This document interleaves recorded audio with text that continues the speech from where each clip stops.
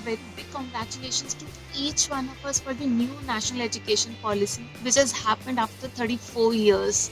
ये पॉलिसी काफी major changes लाए इंडिया के एजुकेशन सिस्टम में. काफी लोग खुश भी हैं इस पॉलिसी से, वहीं कुछ लोग क्रिटिसाइज भी कर रहे हैं. Let us see at the few major changes जो ये पॉलिसी अपने करंट एजुकेशन सिस्टम में लेकर के आएगा. Expenditure on education. अब तक हम सब बात करते थे कि गवर्नमेंट को एजुकेशन पे और ज़्यादा पैसे स्पेंड करने चाहिए, जो सब डेवलप कंट्रीज कर भी रही हैं. तो फाइनली गवर्नमेंट ने डिसाइड किया है कि 3% ऑफ जीडीपी से बढ़ा करके 6% ऑफ जीडीपी स्पेंड किया जाएगा एजुकेशन में, जो बहुत ही अच्छा नंबर है. अगर इतने फंड्स एजुकेशन सेक्टर में जाएंगे तो हम बहुत ही मेजर चेंज एक्सपीरियंस करने वाले हैं इंडिया के एजुकेशन सिस्टम में. Ensuring universal access at all levels of school education.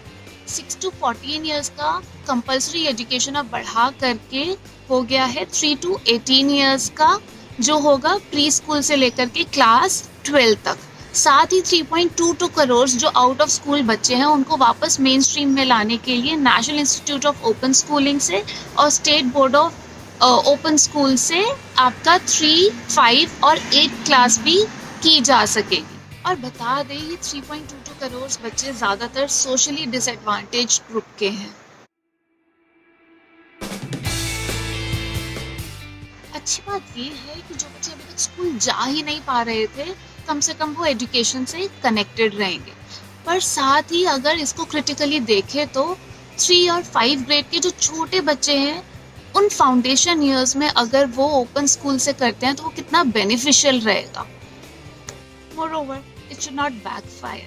ऐसा ना हो जो अभी बच्चे बहुत स्ट्रगल करके मुश्किल से स्कूल जा पा रहे हैं रोज, वो भी ओपन स्कूल में एडमिशन लेना शुरू कर दें. Early childhood care and education with new pedagogical structure. नई पॉलिसी ने अर्ली चाइल्डहुड केयर पे काफ़ी एम्फसाइज किया है और एज 3 to 6 को स्कूल करिकुलम में लाने की बात कही है, क्योंकि ये क्रूशियल एज है ब्रेन डेवलपमेंट का. हमने भी अपने लास्ट वीडियो में बात की कि 95% ब्रेन डेवलपमेंट हो जाता है जब तक बच्चा 6 साल का होता है. एम्फसाइज किया जाएगा inquiry based, activity based learning पे, ताकि बच्चे के problem solving skills, critical thinking skills enhance हो, उसका डेवलपमेंट ऑप्टिमाइज हो. प्री स्कूल्स का करिकुलम फ्रेमवर्क स्टैंडर्डाइज होने से उन सब प्री स्कूल्स को बकल अप करना पड़ेगा जो फीस तो IIT IIM के नाम से बड़ी बड़ी ले रहे थे, पर एजुकेशन के नाम पे सिर्फ रोड मेमोराइजेशन करा रहे थे.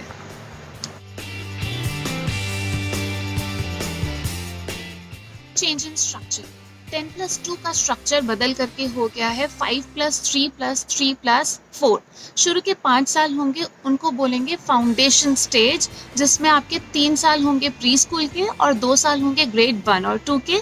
नेक्स्ट 3 इयर्स होंगे आपके ग्रेड 3, 4, 5 के, जिसको हम बोलेंगे प्रिपरेटरी स्टेज. उसके अगले 3 साल होंगे आपके ग्रेड 6, 7, 8 के, जिसको हम बोलेंगे मिडिल स्टेज. उसके अगले 4 साल होंगे 9, 10, 11, 12 के, जिसको हम बोलेंगे सेकेंडरी स्टेज.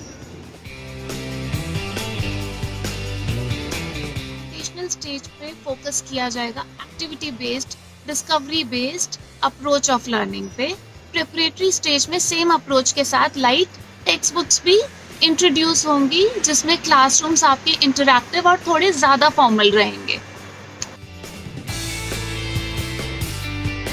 स्टेज में हर सब्जेक्ट के एब्स्ट्रैक्ट कॉन्सेप्ट्स पे फोकस किया जाएगा और एक्सपीरियंशियल लर्निंग पे एम्फसाइज किया जाएगा. और सेकेंडरी स्टेज में जो भी सब्जेक्ट्स चूज किए हैं उसको डेप्थ में पढ़ाया जाएगा और यहाँ चॉइस ऑफ सब्जेक्ट्स काफ़ी फ्लेक्सिबल रहेगा. Vocational education and coding. Grade 6 to 8 में कोई वोकेशनल क्राफ्ट भी इंट्रोड्यूस किया जाएगा और वो 10 दिन ट्रेनिंग के होंगे बैगलेस पीरियड, जिसमें लोकल वोकेशनल एक्सपर्ट्स जैसे कि carpenters, electricians, hair stylist, gardeners, इन सब के साथ बच्चों को इंटर्नशिप का मौका भी मिलेगा. And it is always good to have multiple skills in hand.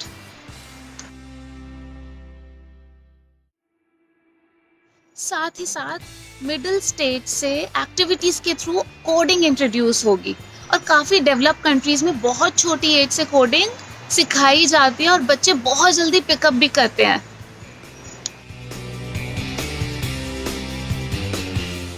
Flexibility, now there will not be any rigid separation between arts and science. अब बच्चे अपने पसंद से सब्जेक्ट चूज कर पाएंगे और फिजिक्स के साथ हिस्ट्री भी ले पाएंगे।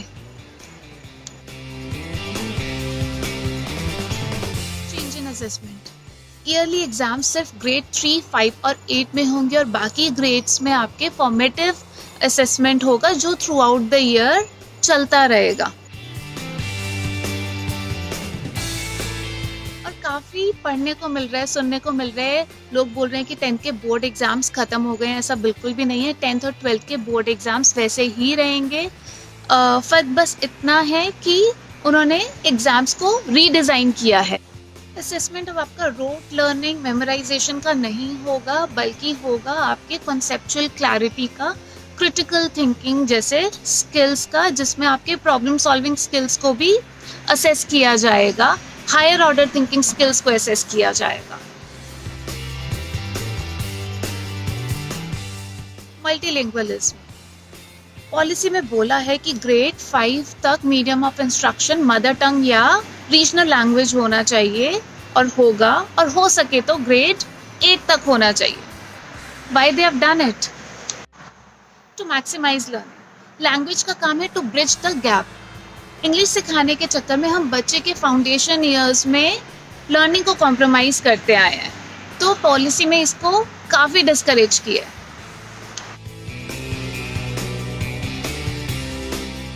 टीचर्स को क्लास में बाइलिंगुअल अप्रोच और bilingual teaching learning material use करने होंगे पढ़ाने के लिए, और साथ ही साथ साइंस और मैथ्स के टेक्स्ट बुक्स को बाइलिंगुअल रखा गया है, रीजनल लैंग्वेज और इंग्लिश में, ताकि लैंग्वेज लर्निंग में बैरियर ना बने।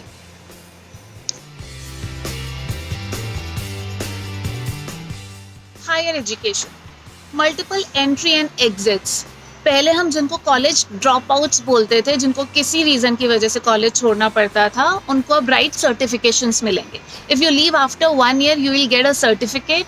If you leave after 2 years तो आपको डिप्लोमा मिलेगा। अगर आप 3 साल बाद छोड़ते हैं तो आपको डिग्री मिलेगी। अगर 4 साल पूरा करते हैं तो डिग्री विद रिसर्च मिलेगा आपको। इंटरनेशनलाइजेशन, टॉप यूनिवर्सिटीज अब इंडिया में आकर के अपना कैंपस बना सकती हैं। टीचर एजुकेशन, 2030 से 4 साल का इंटीग्रेटेड बीएड होगा, 2 साल का भी रहेगा अगर आपने 3 साल का बैचलर्स किया है, और 1 साल का भी रहेगा अगर आपने 4 साल का बैचलर्स डिग्री लिया है with research. Teacher eligibility test अब 4 स्टेजेस के लिए होगा, फाउंडेशनल, प्रिपरेटरी, मिडिल और सेकेंडरी। पहले सिर्फ प्राइमरी और मिडिल स्टेज के लिए था जो।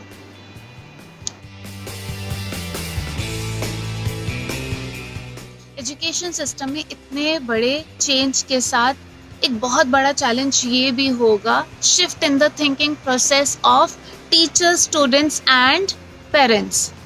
Conventional teaching, rote memorization, studying for marks, इन सब से शिफ्ट हो करके लर्निंग के लिए पढ़ना बहुत ही मेजर चेंज होगा इन सब के लिए।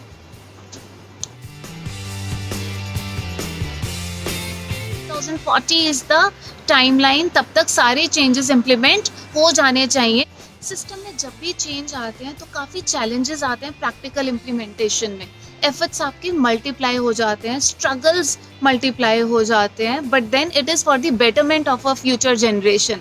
So we are really excited to see those changes in our classroom. Stay tuned. Thank you so much for watching. Keep smiling, keep flourishing. Thank you.